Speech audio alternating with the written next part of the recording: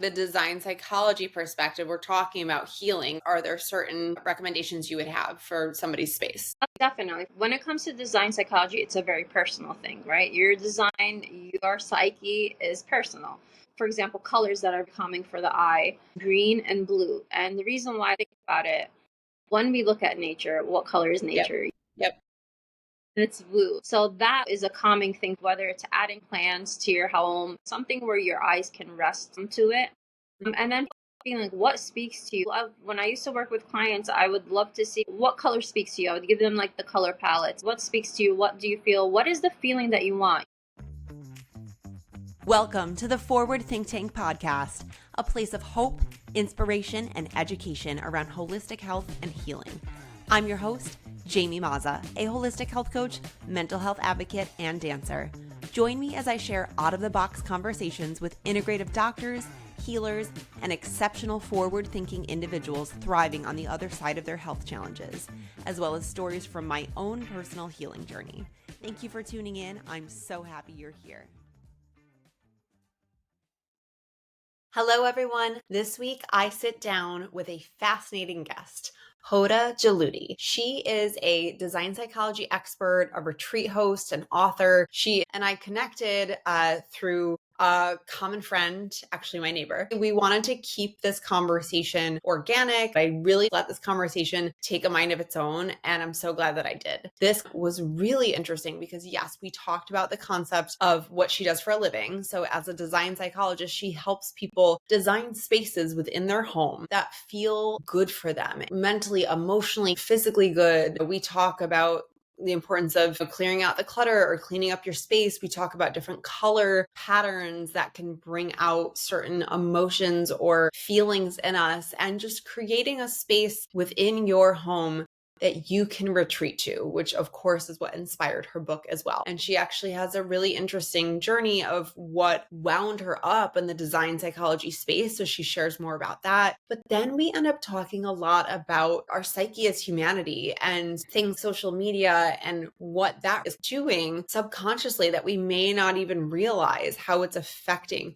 how we're feeling, how we interact as humans. We talk about the importance of emotional connection and social connection, and how lack thereof really can lead to someone feeling depressed and isolated and alone, and all of the emotions that get involved in the healing process as well. So it was a very unique conversation, a very interesting one, and something that I'm happy to share on the platform because I think it will allow you to gain perspective for things from a sensorial perspective in my own home to create a place that feels like peace and it's like somewhere that I can look forward to spending time. So just a little bit more professionally about Hoda. Hoda Jaludi, and that actually means guidance in Arabic. She's a holistic lifestyle designer, an award-winning blogger, and the founder of Karama. She's also a certified design psychology and holistic life coach, an author, and a retreat host. She was inspired to create and search for designs that were not just aesthetically pleasing, but also had meaning to them, focusing on the importance of her clients' well-being. This year, she released her book, A Retreat Within, a self-help guide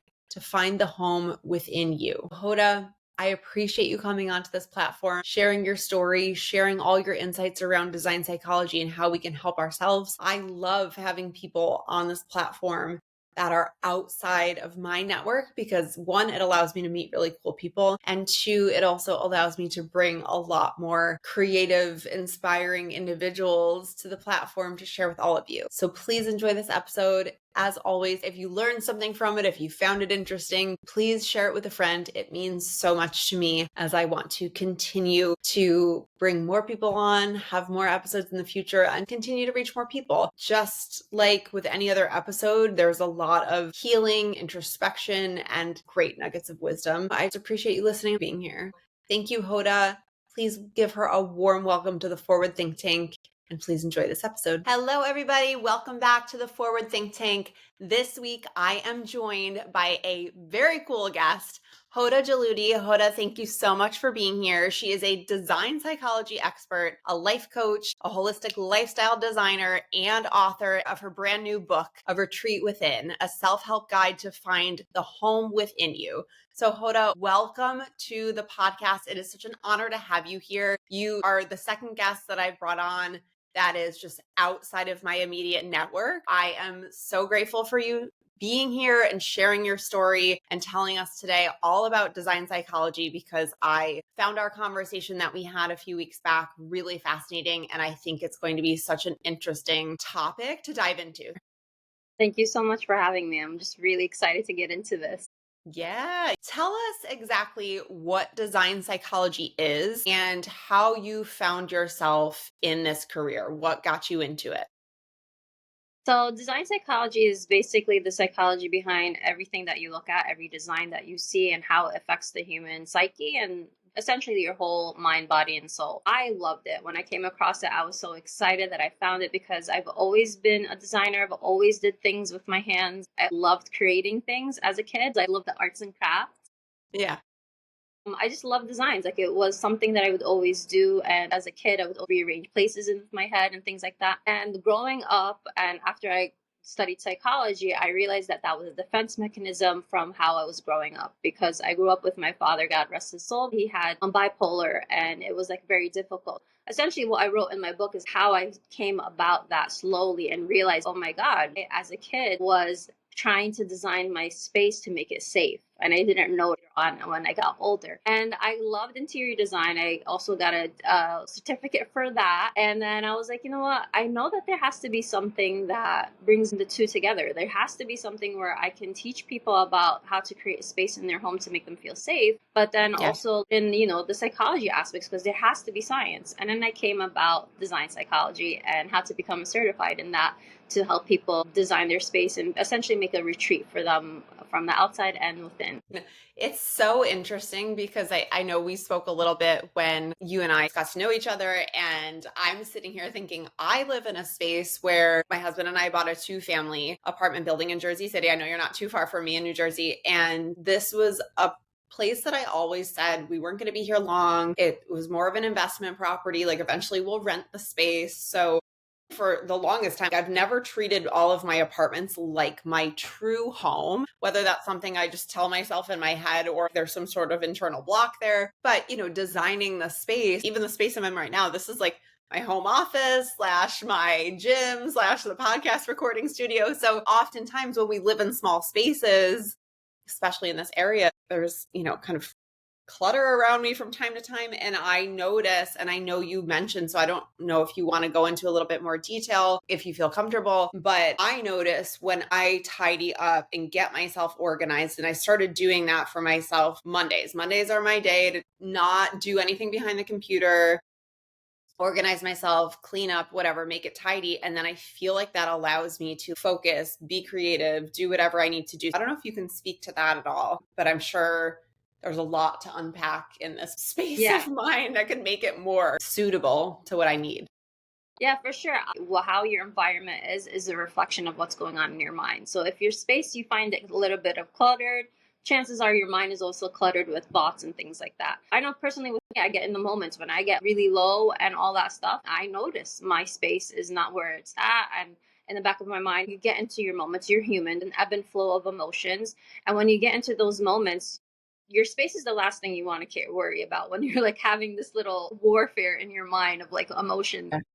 I really believe like creating a little habit of just tidying up before you go to sleep too, like not like the deep cleaning. Something that I used to do for like nighttime ritual was I would just take the hour for me to unwind and just like put things away, like tidy up the house, like fluff up the pillows, things like that. So that way when I wake up, my mind can kind of feel like at ease, like there's not this clutter and this chaos, you know? Yes. Because Yes. we keep pushing it, and I know for me, like I experimented on myself, I know that when I do that, I'm not the person that I want to be, you know. Yeah. And then also the same thing with you, like the investment property and things like that. For the longest time, the studio that I'm in, I've treated it like that because I opened it up the space for photo shoots and people would come in, photographers would come in. So I would never up the space, never change up the design. The design has to be a certain way because people want to come and take pictures. So for the longest time, I wasn't doing that. And I was okay because I was traveling and I really didn't care about that. But this year, I told myself because going through so much trauma, especially after writing the book, I went through PTSD because, you know, I'm reliving what I went through. I was like, I got to treat this space as a space that I need to retreat to. And essentially, stopped doing the photo shoots and started to design it, especially putting curtains up, something little and small so I can feel like this is a space where I can retreat to. Because Yeah. often we're so busy with life, we're so busy with the things that we're doing that our house is not really that important in our eyes. A couple of pieces of Hmm. home decor and okay, that's my home, but we're not treating it as a sanctuary.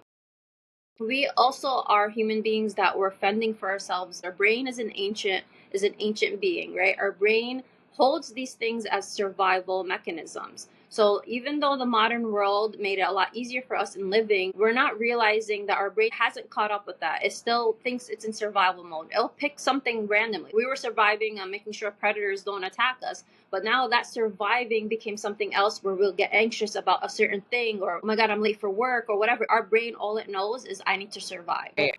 Part of our survival too was creating these spaces, creating a little retreat, creating the tents or whatever we used to do, living in cave, that became our sanctuary. So we took that seriously back as our ancestors used to do it. And now we let go of that sanctuary feeling.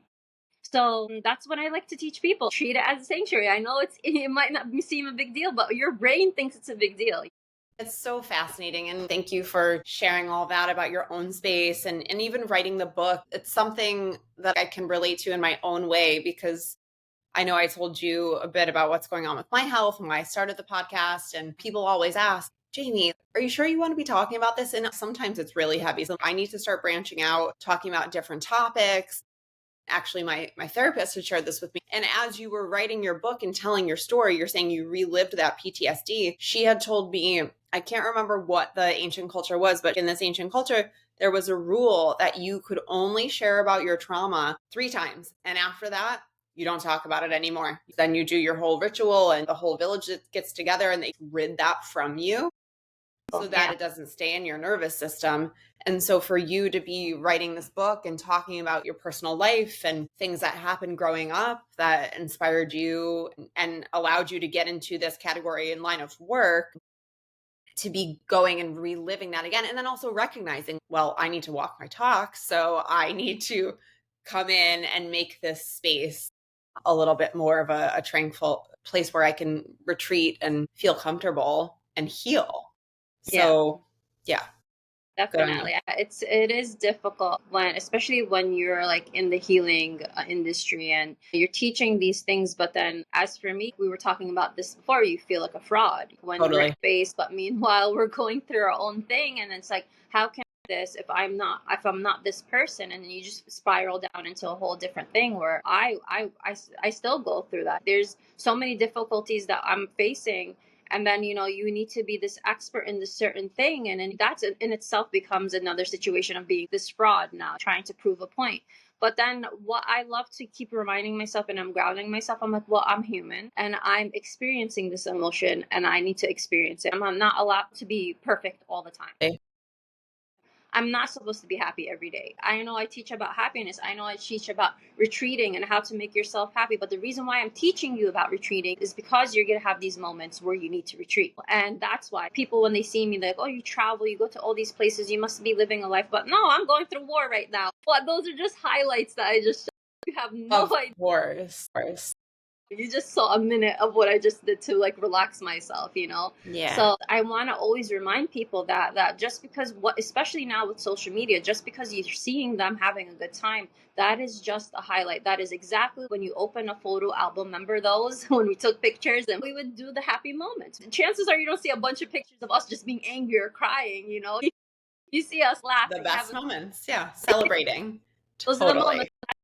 What social media is about. That's exactly how you have to see it. Those are just the moments. Those are things that you reflect on. That is your visual diary, and it's not a place to compare because comparison is a thief of joy. So for Yeah. me, those moments, I see that, or if I see something that I'm like, man, I wish that was me. I literally started to do this, clicking, not interested, and then that's it. I'm changing the algorithm. Yeah. Yes. There's nothing wrong. It's a beautiful, happy moment, whatever. But it's making me feel weird, and it's falling down into a spiral. That's not what I need to see right now. I want to see a bunch of baby kittens. Yeah. Yeah, it's so true. I have definitely muted people, unfollowed people, and same now that Instagram is, or, whatever you're on, I'm on Instagram, starting to feed us these suggestions. Just like, no, I don't do that often enough, but I should do it more because we don't realize. I was just actually talking to a friend of mine last week on the podcast. She's a hypnotherapist, and we were talking about subconscious programming. And she's like, you are basically in a trance. Like you are in a certain brainwave state as you're just sitting there scrolling through Instagram. So you're getting programmed whether you realize it or not. And when you can be consciously saying, no, thank you, this is not what I want to surround myself with, then all the power to you. So, yes. Yeah, because I was realizing that my attitude and things that were changing, Mm. relationships and stuff like that. And I was just listening to all of these horror stories, all these things that people were going through. And it gave me this belief that, well, in relationships, you need to suffer. Like, that's just how it is, And that I'm personally working right now where I'm just like, no, I'm going to do exposure therapy. I want to find myself people that look like they're happy or something. I want to take away this fear that I have, whatever it is. Like, first my fear was like, solo traveling. And what did I do? I literally just did exposure therapy. Like, I messaged all my friends. I'm like, you want to go, and it never worked out. So I was like, you know what, screw this, I'm going myself. And like built myself up there. Like, I did domestic flights first. Like, I did first in state, then out of state, then like domestic flights, and then international. Like, you gradually get to that stage, and then that's how you find yourself, in these moments where you to just heal. That's how it is. Essentially, healing is a journey. It's never a destination. I know people were like, well, hopefully I'll get happy, and once I get this and once I do this. No, it's not going to happen, because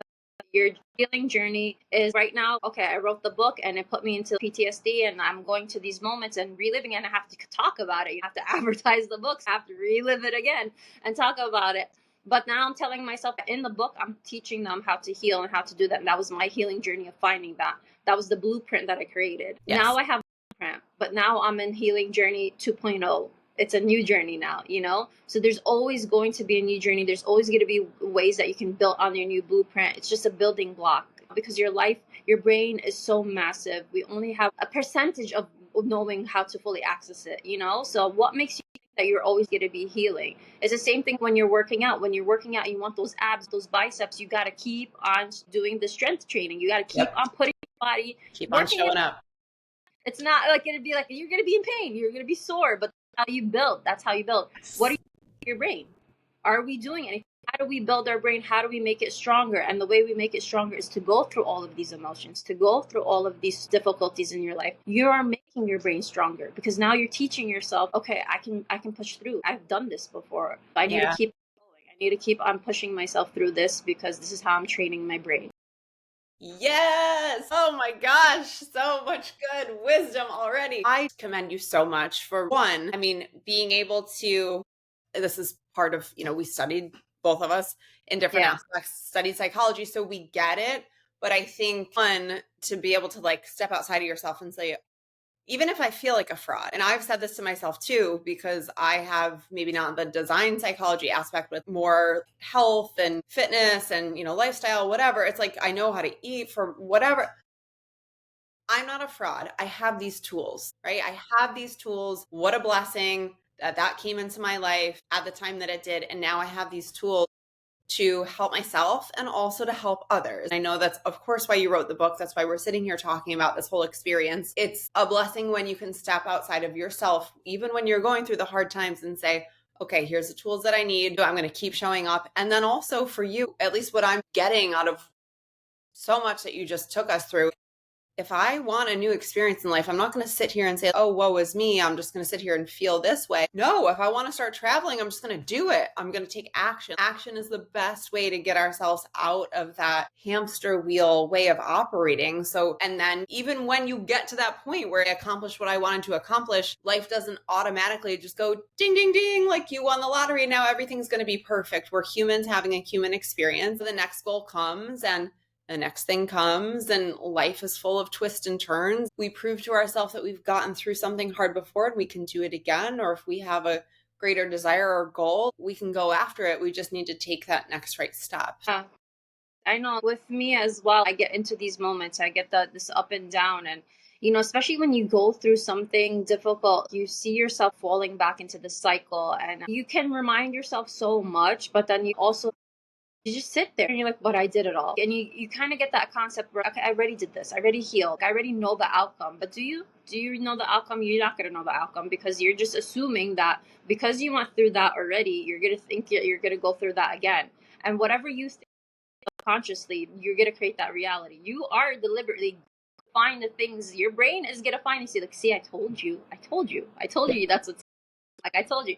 So I know that personally with me, I want to talk the talk as well, right? But then I also want to give myself some grace, and I want to sit in that emotion that I'm going through for a bit until, okay, I'm gonna simmer in it, I'm gonna feel it. Because before, what we would do, we would just shut it out. I gotta keep moving. It's positive toxicity. So you just gotta keep moving and keep going or whatever. Like, no, when are you ever gonna actually heal from what you just did? Yeah. Like, sit with it and see, man, this sucks. Cry if you want to, get angry if you want to, be in that emotion. Because even if you push it on the side, you're always gonna have that emotion, right? You're always gonna, like, I have rage. Yeah, I'm so angry. I need to figure out how this anger out. Maybe I'll take a boxing class. I need to figure out how to put this anger, whatever that feeling you're feeling, live in it and feel it.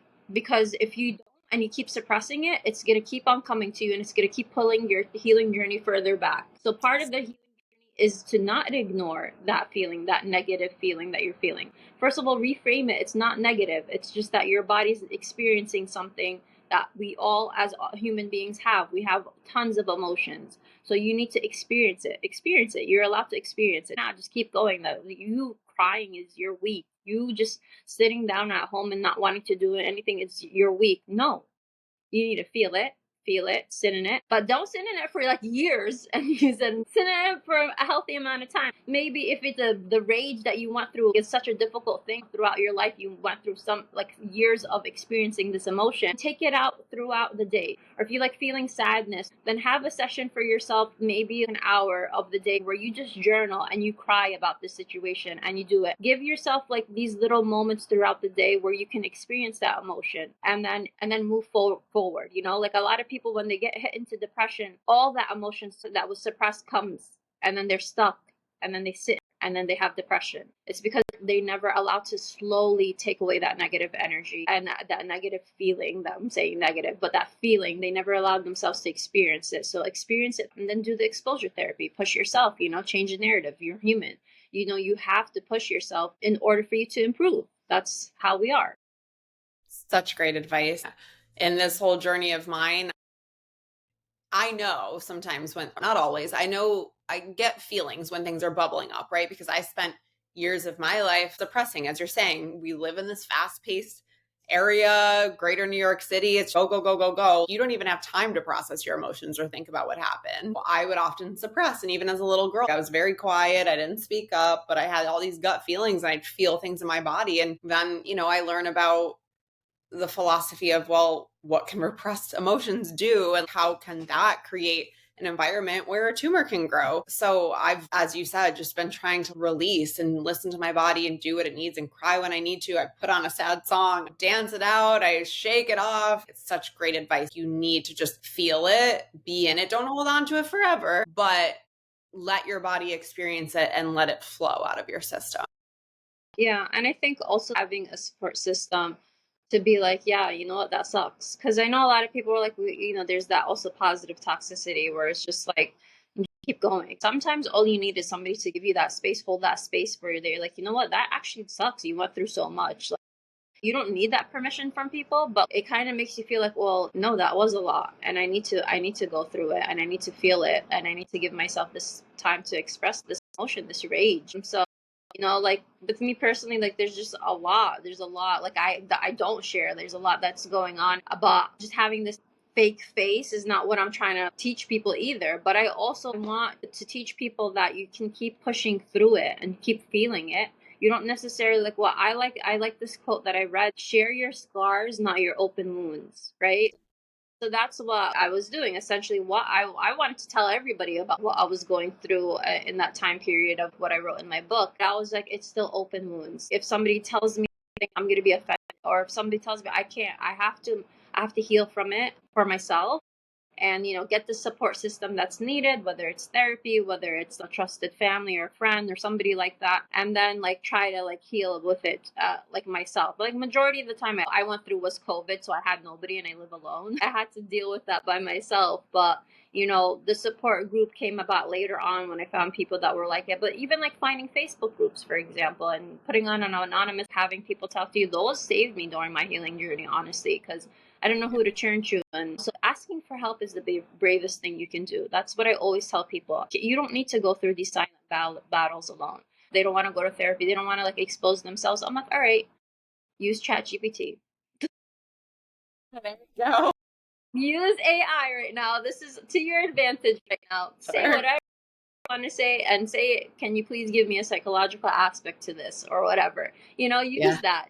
Take it out of your system. You want to write it down, you're not a writer, fine. You want to voice note it to the chat Yep. GPT. Yep, whatever works. Yeah. Just take it out so you don't have to face this battle within yourself.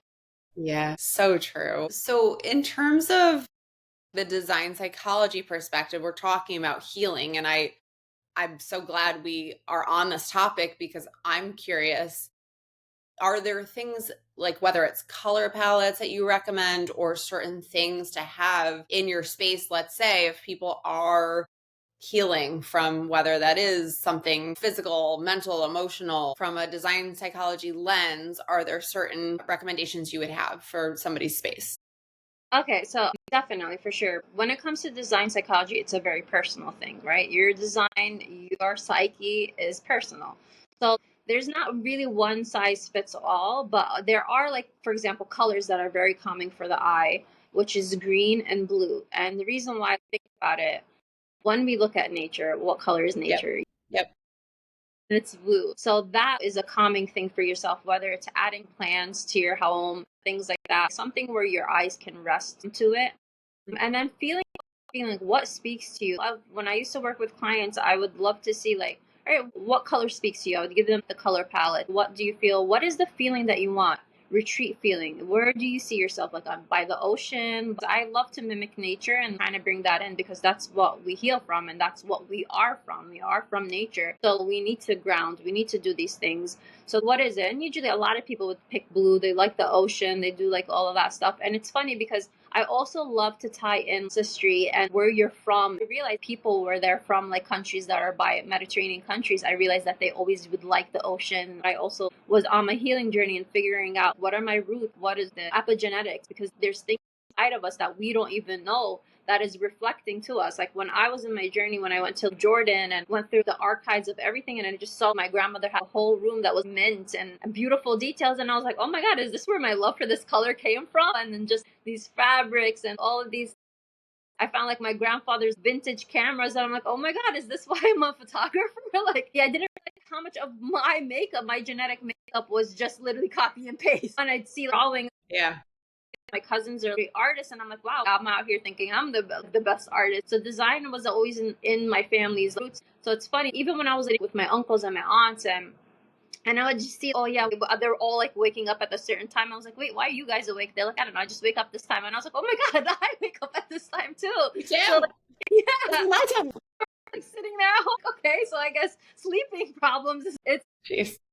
just tying in these aspects of realizing sometimes things are literally out of your control and it's your genetic makeup that makes you that. So let's figure out how do we imply that into your space? How do we find these things that are into your genetic makeup? For example, like waking up randomly at like 3 a.m. That's obviously a genetic makeup for us and our families. Now we need to figure out, since we live in a modern world and we need to wake up at a certain time, what can I do in a ritual in my home where it allows me to unwind and then go to sleep? Like, I'm going to accept this is like how your body is. Okay, now let's create a ritual. So I'll wake up in the middle of the night and I'll just redo my nighttime routine. I'll just tidy up, go try to unwind, try to do these things and like move from my space, move from my bed, and then just walk around and things like that. And then that's it. My body is now readjusted and now I can go back to sleep. I would go through a lot of like these difficulties to try to figure this out. I still didn't perfect it.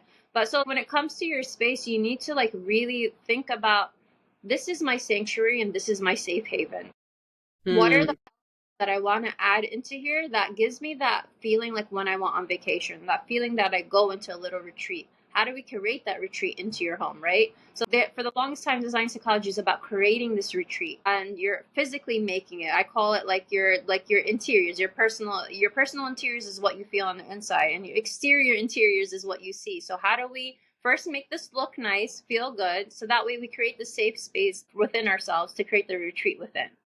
Yeah. Yeah. Beautiful. I'm like, come help me design my space. I would love it. I mean, we're at some point, I don't think we'll be here. Our plan is to not be here forever. Our plan is to buy a home and have a bigger space and not be shoving everything into like the 3 closets that we have here. But I often visualize what I want that house to look like and how I want to feel in that house. And just all these things that I guess I'm not even realizing subconsciously are going to make that space feel the right one when we do find the house. And then the colors and the things and the plants and whatever that we bring into that space. Yeah. Now I'm going to be very conscious of that, are going to either create that tranquility and keep the peace, or could be something that maybe would do the opposite. I mean, do you find that there are certain, I know you said it's personal, but in terms of, I'm just throwing this out there, fabrics or colors or things that maybe disrupt that piece for people that are common, or is there a theme there in any way? Are you still walking around in those leggings full of microplastics? I know. Seems like nothing is safe anymore, right? It's ridiculous. I recently started changing over my clothing to more sustainably sourced, no harm to me brands, and I have been obsessed lately with Woolly. It's made of 100% merino wool. Honestly, you have to try. Merino wool, it's naturally finer than your average wool, so don't think about like your grandma's wool, right? It's made of smaller, breathable fibers that actually regulate your body temperature. So I wore their leggings in the dead of winter when I was trying to get out every single day, even if it was 15 degrees post-op. I had not an ounce of body fat on me, so I was always freezing, and I was shocked at how it kept me warm and insulated on my walks. So obsessed. But it also wicks away moisture from the skin and is quick to dry. So really perfect for, now that it's getting nice out, we're going outside, we might be sweating a little bit. It's all good. It will regulate your body temperature. It's truly amazing. So I've been obsessed with their leggings. I also have short and long sleeve tops from them, which again are just so fine and soft to the touch. I was honestly shocked, and they're comfortable. They're cute. I mean, they have everything from like underwear to athletic wear. I can't wait to try more, but I had to tell you about this because I know honestly for a lot of people who are hyper conscious, I should say, about wellness are looking at the trending topic of microplastics in our Lululemon leggings. So if you're looking for high quality athleisure gear that won't add to your plastic burden, I highly recommend you try Woolly. They have everything, like I said, from athleisure to underwear, and you can get 15% off your first order using code JAMIEM15. That's JAMIEM as in Mazda 15 at checkout. So head on over to Woolly, WOOLLY.clothing and check them out. Enjoy. Are you finding yourself spending half of your income at Whole Foods these days? Let's face it, groceries are freaking expensive. But of course, we want to have the healthiest snacks around, right? Let me let you in on a little secret. Thrive Market. This online marketplace has every healthy snack brand around. Plus, they now have meat and seafood options. Hello, grass-fed meat, personal care products, supplements, and household products all in one place. But the best part, you get better prices than you do at your current grocery store.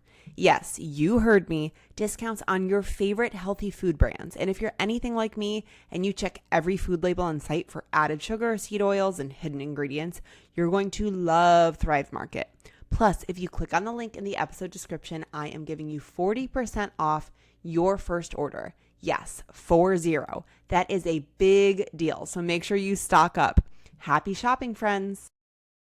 When it comes, for example, with lighting, harsh lighting, things like that, like sometimes fluorescent lights are not meant to be in houses. And every type of lighting that we use in certain places is for a benefit of some sort, right? So even certain colors, like in hospitals, we don't paint the hospital in colors of yellows, any yellows, because our body, when it sees that, it makes us feel nauseous. So like if you notice like certain places go to, there are certain colors that I can't put in. Like it is true. There's even a study that like in with very like really like criminal behavior, like these really criminals basically essentially, they painted, I believe this is somewhere in Europe, they painted the jail cells all pink, literally this light shade of pink, and it calmed every. Oh, okay. I thought you were gonna say the opposite. I was like, really? Oh, no, it calmed them. It made them more relaxed. It made them more zen. It made them feel that feeling. And that plays a part. It's very interesting too, because even when people go through seasonal depression, and this is one of the facts that I absolutely love because I go through seasonal Yes, depression. me too. And when I learned about color psychology and what was happening in our brain and why we were seeing that, obviously vitamin D, having low sun exposure gives us low vitamin. That plays a part, right? Like I said, we are from nature. We are like basically like a plant. But also this thing where having overcast when it's like gray weather, why it makes us feel that way is because all the colors are muted. So the colors muted. We don't see it like that. When it's summer time, everything is saturated, everything's nice and bright, and that's why we're happy. But when it's muted, our brain automatically associates colors when they become muted that it's time for sunset, that it's time to go to sleep, that it's time to build in the men and start putting that out there. So obviously it's not time, it's 4 p.m. Right. So that now disrupts us, and that's what gives us that seasonal depression. And they also call it seasonal affective disorder, shorthand SAD. So when it comes to seasons as well, I like to encourage people, okay, now it's winter time. Let's bring in some bright colors inside the house. Let's bring in yellow. Let's bring in a happy light. A happy light, I love this, and I always suggest this for people. I'm going to ask, yeah. Yeah, it's a nice little light box and you stare at once you wake up in the morning while you're doing your stretches or your yoga. But it has a timer as well, and you can change the types of, like, you can have it a little bit warm, a little bit bright. Just stare for the first couple of minutes when you wake up. Totally changes your chemistry in your brain, because when you wake up, it's encouraged for you to like look at the sun for a few seconds. Don't be staring at it, and especially if you have to be waking up not in high noon. But obviously a lot of people don't have the time to do that, so just get that light box, look at it if you feel like that. Also, certain textures, like for me, one of my love languages is touch, so I want to get fabrics that are really soft, go to sleep and sleep with. That's more important for me. Some people don't care about texture. So like I said, it's personal. What is it that you like? For me, if I'm anxious, I like to touch things. So really soft plush throws that you can put on your couch, or things that are access to you where you don't even notice what you're doing, but it's for your senses. So try to bring in your senses, right? Certain smells. If there's a scent that reminds you of like your childhood, let's bring that in. Let's look at aromatherapy. Aromatherapy is a fun thing that I love to do. I'm obsessed with aromatherapy. I love scents. I have little Arabian oud. So mixing up with essential oils, certain scents at nighttime. Let's get lavender pumping up throughout the evening so it can unwind us, things like that. And then also creating a little ritual for you to unwind. Let's get some herbal tea that relaxes you. Let's do things. It's all about trying to bring in these 5 senses that are personal to you and not going all crazy. You don't have to do the whole makeover, right? You don't have to do all of that stuff. But is there a place that you visited that you want to mimic? Let's do that. Let's create that place into your home. So yeah.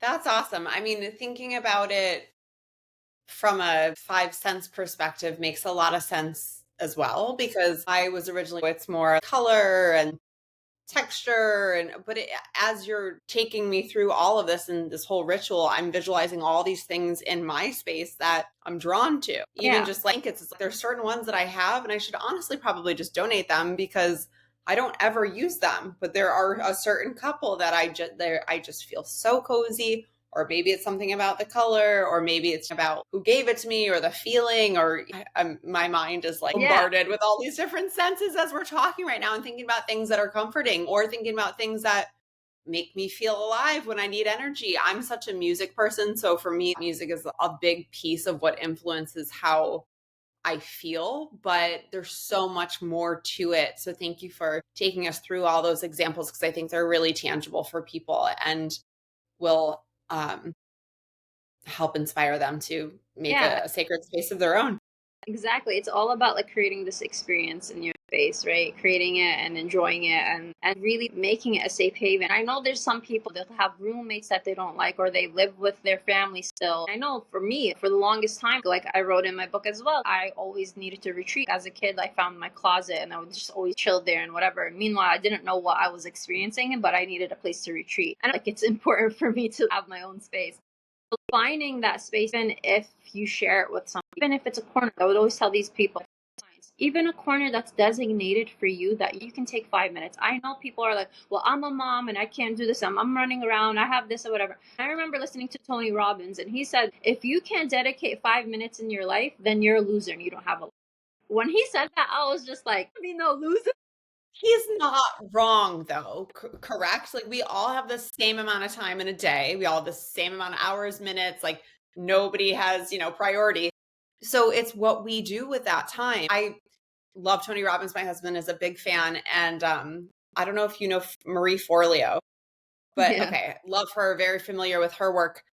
She had one of her Marie TV episodes was all about how do you actually spend your time? So spend a day writing all that down, step by step of what you're doing. And you'll be amazed with where you may have some time where either, have more downtime than you thought, or you're spending a lot more time than you thought doing a certain task. But to your point, if you don't have 5 minutes, everybody can make 5 minutes for themselves. If you are a busy mom or whatever it is you have on your plate, maybe it's separating a couple 2-minute increments, but we all have that and should take that we time should for ourselves. definitely take time for ourselves. We live in a fast-paced society, and sadly, this is why a lot of people are going through mental health issues. This is why the suicide get higher.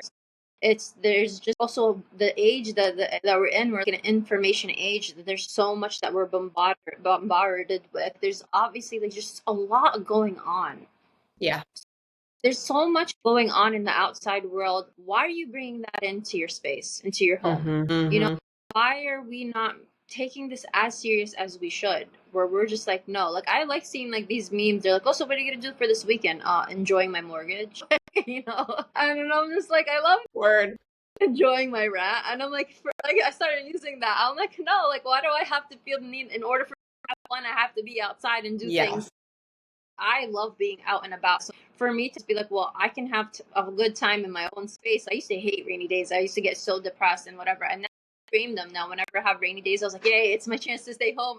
So it's finding these things along the way. It's not like you're just going to one day wake up and be so happy and love everything. You're going to go through these emotions, but allow your space to be that space where it can give you that safe haven. It can give you that opportunity to reflect. It can give you that place to retreat. And that's what design psychology is about. Yeah, I love that. Yeah, thank you. You brought up a really good point about technology and like information overload. I don't know if you have any philosophies around that for people who may be feeling anxious or depressed or, any type of way. Like what would your recommendation be if you have any thoughts around it for keeping it that sanctuary in terms of technology and shit? I love to do digital detox. I try to do it once a month. I love to encourage people to do at least a couple of weeks or whatever. I go through my profiles. I'll go through things that I don't want to see, that things no longer serve me, because I started to reflect about it on a psychological aspect where I'm like, this isn't normal for me to be laughing at one video, for me to be crying at one video, angry at one video, all within having that short span and going through that whole human experience. True. I honestly, I was telling this to like my colleagues. I was like, I'll go back to school and try to understand the psychology aspect of it, because there has to be some study that we need to start doing, because this is not normal for the human brain to go through these emotions in such a short span of time. There's so much in the psychology world when it comes to social media that we have not figured out. We have not taking it as serious as it is, because it's not normal what we're experiencing right now. It's nice started to socialize, but social media, it has nothing with socializing anymore. Let's be real. Constantly taking all of this information overload and then just feeling this emotion, and then we get into this mindset of like, I don't know, I'm so overwhelmed or whatever. Yeah, of course you're gonna be overwhelmed. What did you just watch for the last 2 hours? Doom scroll. You just gather so much information. How many of us have a bunch of things that we saved that we definitely never went back to like look at, Oh yeah, true. Yes.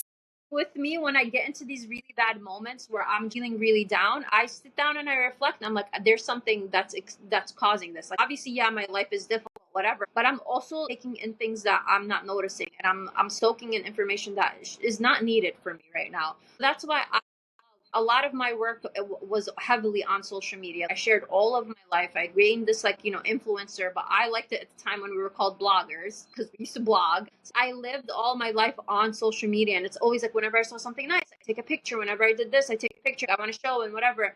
And I stopped that. Last year I deleted social media for a couple of months. I loved it. I was going through this journey. I was writing the book, so I had to sit within myself. I didn't want to experience all these things. So doing a digital detox of what are you watching and unfollow what no longer serves you, it's okay. I also know if I don't want certain people seeing certain things, they shouldn't be offended, because I love teaching people that it's none of your business what somebody does in their social media. That's none of your business. That is their platform, that is their visual diary, that is what they want. If you got offended that your friend unfollowed you or something, why are you taking offense to that? It's not like you have each other's phone numbers. You can talk to each other online. Yes. But like, it also bothers me. Oh, just because your friends watch your stories, that means they checked up on you. No, let's check up on each Right. Yes, girl. Yes, yes, yes, other. yes, yes. Say it louder. Oh my God. How you doing? Let's socialize. Yes. With me, my social media, I don't have any of my close friends on it. This is my business. And when I knew that kind of made a conflicts before, like people are like, "Well, wow, you did this," or "Why you don't want this?" I'm like, "But you know me. You know me. Let's Right. hang out. Like, Yeah. let's do." And if that's not how you want to go about things, then that's okay. You're not the type of person. I moved on and I grew in a different place. Like, I had one friend that would tell me, she's like, "Well, you changed," and I'm like, "Of course." For the longest time, that bothered me, and I'm like, "Oh my god, did I change?" But then when I thought about it, I'm like, "No, I'm meant to change. I'm a human being. Yes. I'm You're meant meant to to do." grow, have new experiences. Yeah. Exactly. Digital detoxing is important on different aspects. So unfollowing things that no longer serve you, putting uninterested, giving your time a limit. To me, now when I go outside, if I'm sitting in the car on the passenger side, I want to give my eyes a rest. I want to look at things. I want to experience nature. I want to be in the moment. That's really important for me, especially when I travel. And if I'm doing like a brand deal and I have to show the things that I'm doing, I tell the people the brand deal, like, listen, I'm not going to post in real time. One, for my Yeah. safety. And two, I want to experience the moment. I want to enjoy it. I'll post it when I'm done. I felt the moment. So Hmm. creating boundaries in the digital world, we're not taking it seriously when it comes to that. We need to take it seriously. This is another world for you. Boundaries is very important, and we don't do that. Like, we just doom scroll and then we're thinking it's fine. It's going to make me feel better and whatever. Is it though? Because how are you feeling the next day? Like when you just doom scrolled all night? Because I Yeah. know that I'm just like, ugh, like I don't feel good. I feel icky inside. So it's whatever makes you feel better, but limit it. Give yourself a limit and reflect. When you're done doing all this stuff, have time to reflect. Like, wait, do you feel better? Do you feel off? Is there things like that? Did you just listen to a story that now changed your brain chemistry about certain things? Stories. I listen to these things, just weird stories from people. And I'm just like, you know what? Like, it's an interesting story, but I don't want to listen to that. That's going to affect me somehow. Even if it's not in this moment, I know subconsciously I'm going to hold this story in the background. I don't need to listen to it. It's not serving me. So just be selective when it comes to the digital world. It's great advice. And I do absolutely agree. I have said so many times, I hope that the kids that are being born into this generation are the ones that just decide, screw the phones, screw social media. We're not using that anymore. It is a choice, right? It is always a choice. And I think that is good suggestions for when you're in the passenger seat, when you're traveling. You don't always need to be here. You need to experience what's happening around you. And we have no idea. Or, maybe the people that are programming and treating us like little puppets, they know what they're doing and the way they create the algorithms and plant things into our subconscious minds. But we don't really know as a society how it's going to impact. I mean, We're we are already seeing it. More people are going to therapy, suicide rates are up, people are struggling. It's a very real thing. Yeah. Point being, without getting too heavy on this topic and getting off my soapbox, having a digital detox is a great idea. I'm actually curious too, when you did work with people and they found even just, that little corner or that space that was like meant to be tranquility, would you suggest to people to keep their devices outside of that area for that reason? I mean, if they're listening to meditation on their phone or something, Sure. yeah, for sure. But again, social media is I'm not a fan of it. I love that it did connect me to things like this. Like for example, we met through social media. Like I still want to not shoot it down that this is an evil world or whatever, but your space where you just there within your five senses. Give yourself a break because we're so into our phones. We're like our like even our body tech, our body like is moving. Our necks are down, fingers are more like out, like things like that. We're actually evolving. Yeah. These creatures that are used to the digital world, especially now when it comes to like AI and things like that. We're now more soaked in, and I think AI can be healthy, where you share your things and all that stuff, but do not use AI as a therapy session. Like you still need to go to a human being because like with AI, like when I was like doing it and all that stuff, AI is going to give you advice where it's not gonna challenge you. It's gonna be like, man, yeah, like that really sucks, like whatever and all that stuff. Actual therapist is gonna be like, well, why do you think that? You Open you up. Let's move you through it. Yeah. still need interaction. If you find yourself so into social media world, it's time to get out to the world and socialize. It's time to do that. Take True. yourself, because we are human beings and we are meant to socialize. That's how we are hardwired. That's why when somebody goes through some type of mental illness, whatever it is, schizophrenia, bipolar, anything, they isolate themselves. That's one of the first signs of them. That self-isolation, that's how you know that that person is about to crack and is going to go into this mental, like the psyche, their psyche is going to, change. So the isolation with social media, we're actually isolating ourselves thinking that we're socializing with people. Make sure Yes. you do that. Have a minute of like I'm really keen on trying to not to look at my phone in the morning. Definitely not social media and all that stuff because it puts me into this anxious state.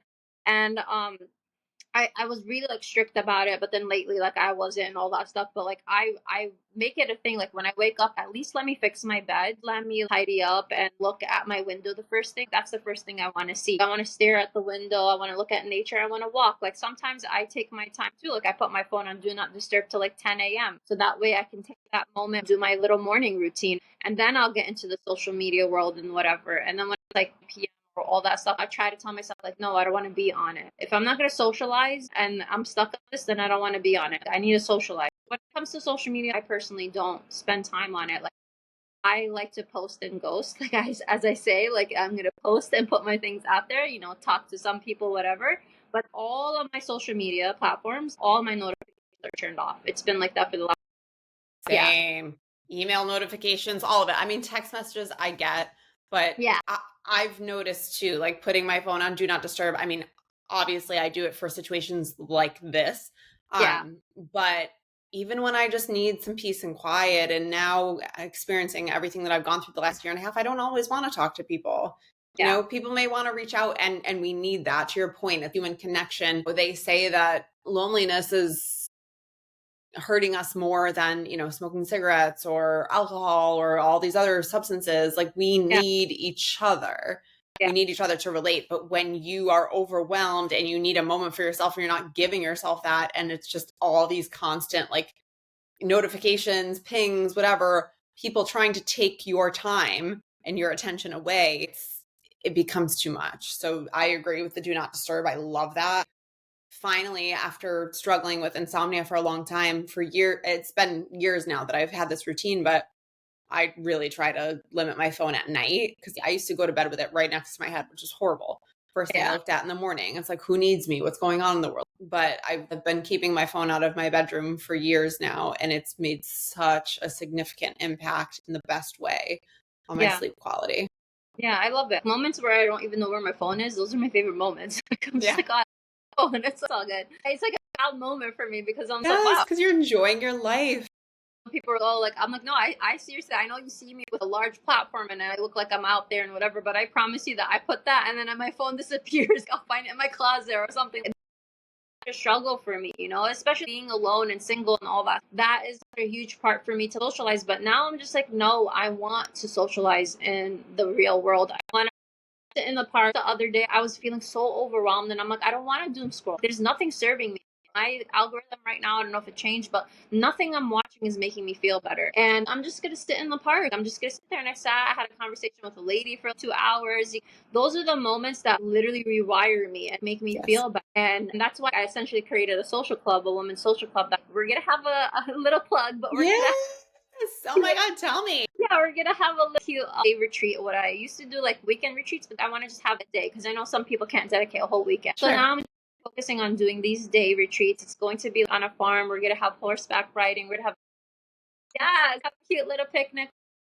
And the main thing is just socializing, is just being around there. I'm also going to teach healing tapping and things like that, like moving your body and all that. I just want to create the socialized world, social club, essentially. And that's what I'm focusing on right now. I'm glad I created a huge platform online, but it's not serving me. And I know it's not serving anybody else. And just having a day where we can socialize together and talk to people, just anything in this world where you can go out. You don't have to join a social club, but just something where you can just push yourself to socialize. We need to do it. We're losing the aspect of what makes us human beings. And this is why the suicide rates, the depression rates, and the anxiety rates are going up. It's not going down. It's because we forgot to do the basic human necessity, which is socializing as social creatures. So true. I stopped working from my home. Now I just take my laptop to the cafe and hear that noise. Especially if you are a person like me that's not surrounded by family or friends, that it gets really hard. I'm not gonna lie, I get my moments, and I'm an introvert, so I think I can survive this long because I'm an introvert. But even though I'm an anxious person, I still need that human connection. I'm still human. That is what makes me a beautiful creature, is that I am a human person who needs to socialize, and it's okay to just talk to a random stranger, smile at them, open the door, have that conversation. Let's bring that back. Let's normalize that, Yes. I mean, the quote is in my head right now as you said that, and this came into my feed the other day, and it's so true. For people who are alone and don't talk to people often or don't get out of the house enough or whatever, you smiling at a stranger, you holding the door for someone, you asking someone, how are you doing today? You making a little difference in someone's day, giving them a reason to smile could be the only interaction that they have. Or they could hold on to that and remember that forever. You could make a significant impact. So I am all for this. I love the day retreat. I love the idea of, just us connecting and talking to each other again. I can't believe we're saying this, that we're getting so far removed from that, but it's true. And we are all feeling the impact of it. Yeah, I really try my best to limit myself out of these things, take myself out of these apps and things. I need to keep putting myself out there to keep on just being outside and about. And it gets overwhelming. The majority of the time, I go to all these places and I still don't talk to anybody, and I just get really sad. I'm like, man, I just want that connection. But it's just having these moments with me. I know for me, when I see older people, me and old people, we're friends because I can relate the to them. Best. Yes. I'm like, yeah, you guys, I feel you. I know I'm young and you probably think I have a bunch of friends, I have a social life, but no, I'm sitting with you and I'm telling you, that's why I love solo traveling, because I'm I don't have, I'm not surrounded by people. I'm always alone. And I know, it makes people online too. They're like, how? You're definitely an extrovert. I had one person that randomly I gave them my social media and they're like, wait, you're always alone? Yeah, I am always alone. Every place I traveled, I was by myself, you know? And at one point, I was like, hello. I was traveling to Iceland. I'm and by the volcano, I'm like, why is there nobody here? Wow. Yeah. I'm like, why am I always alone everywhere? I taught myself that was my healing journey, to be in these spaces and to mourn and to feel the feelings that I was suppressing. So all of that stuff, but just pushing myself out there and telling myself, you're not done yet. I was, for the last couple of weeks, exerting my energy of just keep pushing myself out there, because I'm the type of person that does 0 to 100. It's either this or this. So I'm learning to do the balance in the middle. And I'm telling myself, you know what, Hoda, you went out, you did that, you experienced that. It's okay. Now you can stay home and you can retreat. That's okay too. Yeah. allow myself, the right people are going to come to me in the right time, and I don't need to go search for it. And I think that's what I was doing for the longest time. I was like, I'm going to go to this cafe so that hopefully I can talk to a random person and I can do this. And I'm like, on this mission to talk to people. So I'm just like, it's just going to flow naturally. Like what happened in the park. I sat on the bench. I was in my zone. I was in my frequency, my energy, my moment. And she came about and sat next to me, rather than me being in the frequency of this like needy frequency. It's like you're turning on the radio and you're turning on a channel that's just specifically for you. It's not staticky, it's nothing, it's flowing, it has that tune that you love, it's everything. And that's how you're going to connect that right person to come and listen to that tune and to be in that frequency and that energy. So that's why, like, I keep on trying to bring my back to that moment that I just experienced. Like, that was just a couple of hours, but for me, it literally changed the way I'm feeling. And I'm like, oh, I'm going to have a lot of those moments, but I'm going to have to focus on being on the frequency that I need to be on. Yeah. Yes, girl. Amen to everything. Everything you've been saying this whole episode. I wasn't really sure where this conversation was going to go in the best way, because a lot of people are like, no, I want the questions. I want to know exactly what we're going to talk about. I mean, I don't always know their answers, but I enjoyed this so much because it was very free flowing. And I think thank you for sharing everything that you shared, just even from the design psychology perspective, but also talking human interaction, healing, all of it. It's all so important. And I think there just have been so many nuggets of wisdom in this conversation. So thank you for coming on here, having this conversation with me. I know we spoke before we hit record, and like, you're also running on like less hours of sleep than you're probably used to. So I appreciate all of your energy. And this has been beautiful. I mean, I have just two last questions, more so just like a formality with the book, because I would love for you to tell people where they can find the book. Also, I will make sure to plug all of your resources, your website and your Instagram handle and all of those things, however you best would prefer people to get in touch with you. But definitely let us know where we can find the book. You can find the book on Amazon, or you could just type in Retreat Within. It's also on barnesandnoble.com. Amazon's like the best bet because you can get it like within a couple of days. We have Prime. Awesome. I will be sure to link that. And then I ask everybody who comes on the Forward Think Tank, just, a final question to wrap up. You're on the Forward Think Tank, and I would love to know what keeps you moving forward. I think honestly, grounding and telling myself that I have this safe space going and feel what I need to feel, So I think that's the number one thing you can do. Like I say, find the way to retreat within and to create that space, create that feeling that's really important for you. That's how you can find the retreat within, whatever it is. Yes.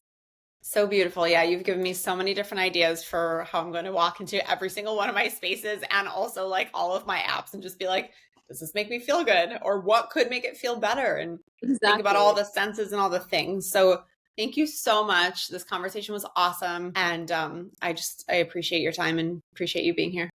Of course. Thank you so much. Did you enjoy this episode? If so, I would appreciate you taking a moment to please leave a 5-star review. Every review helps visibility with this episode to reach more people. And I am on a mission to help people learn alternate resources to support themselves in their healing journey on their road to health. So please take a moment to leave a review, leave a comment. I read every single one and I respond back. And of course, the most helpful thing you can do is to share this episode. If you found it helpful, if you found it entertaining, please share it on social media, send it to a friend, a loved one, someone you think could find this helpful. It means the absolute world to me. Thank you so much for being here. Thank you for listening, and I will see you soon.